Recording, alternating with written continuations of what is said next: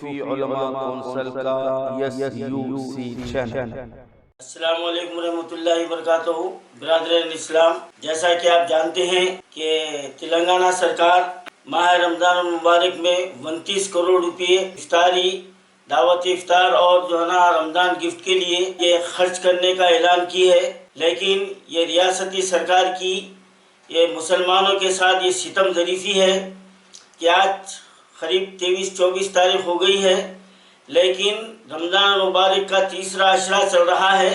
ہمارے ریاست کے ائمہ مؤذنین کو ابھی تک اعزازیہ نہیں دیا گیا۔ اب یہاں پر ریاستی سرکار کی نیک نیتی ہمارے سامنے آتی ہے کہ یہ ہمارے حقوق کو پامال کرتے ہوئے یہ چاکلیٹ پالیسی اختیار کر رہی ہے اور یہ مسلمانوں کو سراسر دھوکہ دیا جا رہا ہے۔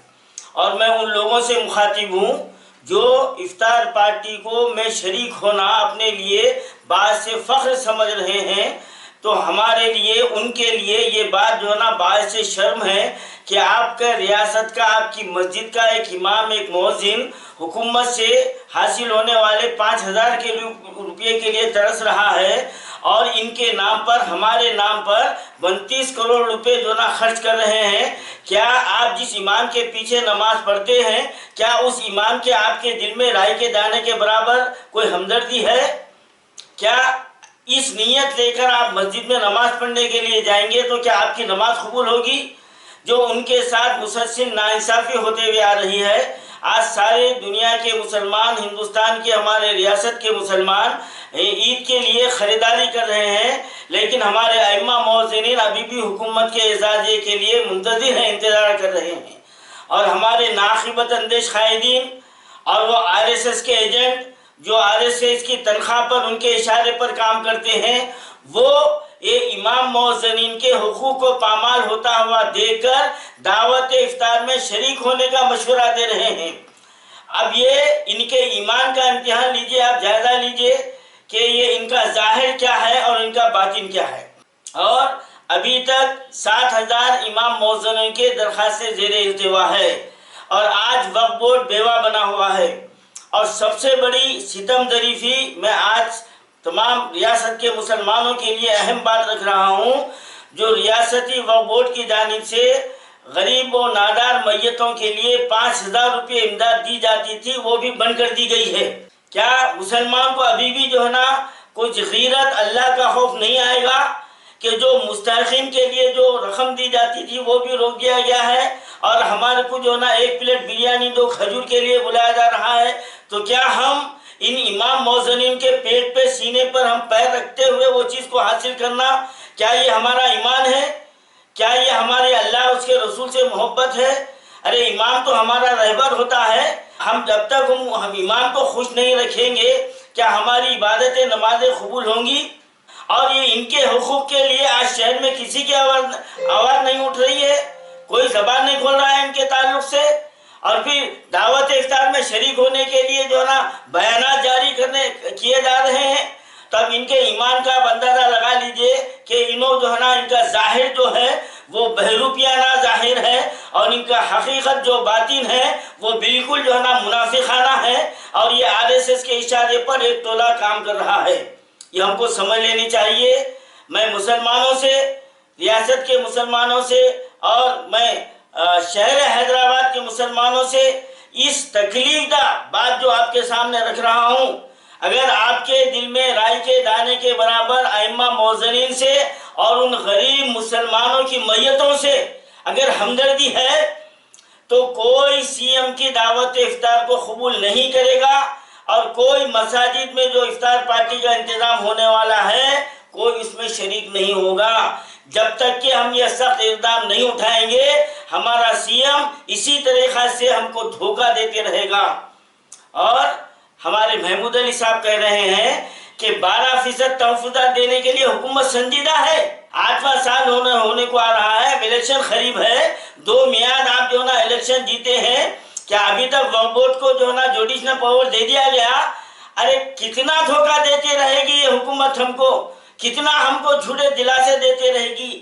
کیا ہمارے آنکھ کھلنے کے لیے کافی نہیں ہے؟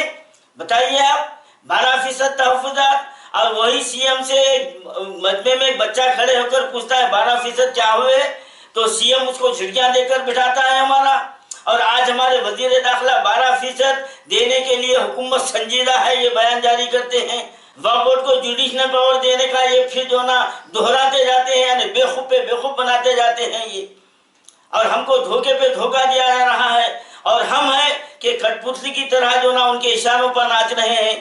زمین فروش قائدین اپنے مفاد کے لیے اپنی ملت کے جو نا ان کے حقوق کو پامال کر رہے ہیں۔ اپنی 4 روزہ دنیا کے لیے کتنے دن رہو گے تم؟ کیا دنیا سے لے کر جاؤ گے؟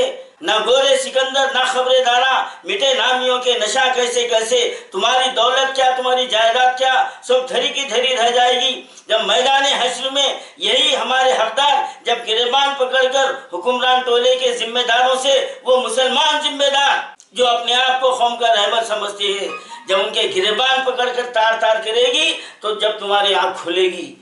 کیا یہ حقائق ہماری آنکھ کھولنے کے لیے کافی نہیں ہے؟ میں ایک مرتبہ تمام مسلمانوں سے اپیل کرتا ہوں کہ ریاست کے مسلمان، بالخصوص شہر حیدرآباد کے مسلمان، ایسے منافقانہ ذہنیت کے لوگوں کے بیانات کے اوپر آپ توجہ مت دیجیے۔ یہ ملت کے دشمن ہے، امام مؤذن کے دشمن ہے یہ، اور غریب و نادار مسلم میتوں کے بھی یہ دشمن ہے یہ۔ ان کو صرف ایک وقت کا کھانا چاہیے، ان کو دستر کے انہوں جو ہے نا مسلمان ہیں انہوں، اس سے ہٹ کے ان کو کچھ نہیں ہونا ہے۔ لہذا سی ایم کی افطار پارٹی کا کھلے طور پر بائیکاٹ کیجیے، اور آل انڈیا صوفی علماء کونسل اور شہر کے کئی تنظیمیں آپ لوگ دیکھ رہے ہیں، الحمدللہ ایک جو ہے نا لہر چل رہی ہے۔ یقیناً ہم سی ایم کی افطار پارٹی کا نہ صرف بائیکاٹ کریں گے بلکہ ہم وہاں پر گھیراؤ بھی کریں گے ہم، اور جو لوگ اس پارٹی میں شریک ہوں گے انشاءاللہ ان کو ہم نشاندہی بھی کریں گے، اور اس کے بعد ہم ان کے تعلق سے کیا جو نا آگے لاہ عمل ہے ہم وہ بھی جو نا تیار کریں گے انشاءاللہ تعالیٰ۔ آپ تمام سے میری گزارش ہے، آپ تمام کل جماعتی اجلاس کا جو فیصلہ ہوا ہے، جو تحریک چل رہی ہے، آپ اس کا حصہ بنیے۔